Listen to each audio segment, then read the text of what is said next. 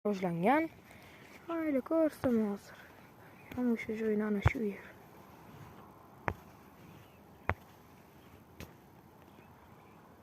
Hayli o'sha bino ko'ryapsizlarmi? Bino emas u, o'sha kon. Har xil tizimli nimalar bilan chiqib ketilgan mana o'sha yer. Uzoq bu yerdan, anchagina uzoq. Hayli ana u yoqda ham borking, hayli chambarakli xuddi nimaday ko'rinyapti.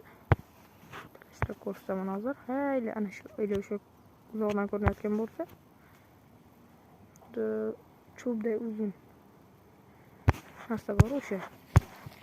Qiziqarli joylar ekan.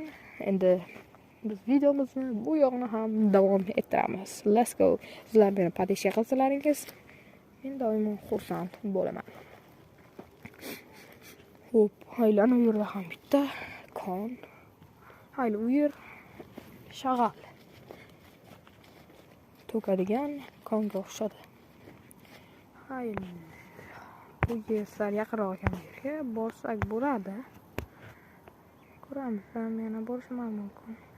Elani she'r, ana she'r. Shag'al to'kuvchi zavod. Sizlar meni qo'limdan kelgancha ko'rsatishga sizlarga harakat qilyapman.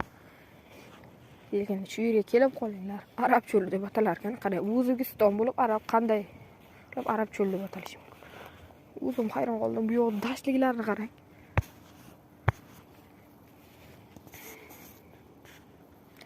Quyosh endi ekranga yaxshi ko'rinmasligi mumkin. Bu yerda itlar ham yo'q, o'sha shaqol, yo'q, mushuklar ko'p deydi. Shuning uchun ko'p uzoqqa ketmaslikka harakat qilamiz. Do'stlarim, mana bu yo'llarni qarang-da endi. Haqiqiy cho'lning o'zida. Nima, sherigim bo'lsa o'sha yoqlargacha ham borardim. Bu yeri mana bu yerda chuqurda ko'rinib o'tirgan joyi kanal. Kanal emas, baliq boqadigan joy. Bu yerda lekin it bor ekan.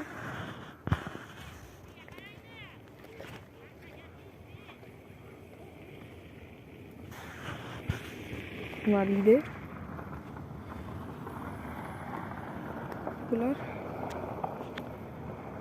bundan bolalar nimadirlar deb o'tibdi. Biz ularni umuman e'tibor bermaymiz. Videoning bizga yaxshi chiqishi muhim. Ana shu baliq korxonasi hisoblanar ekan. Do'stlar,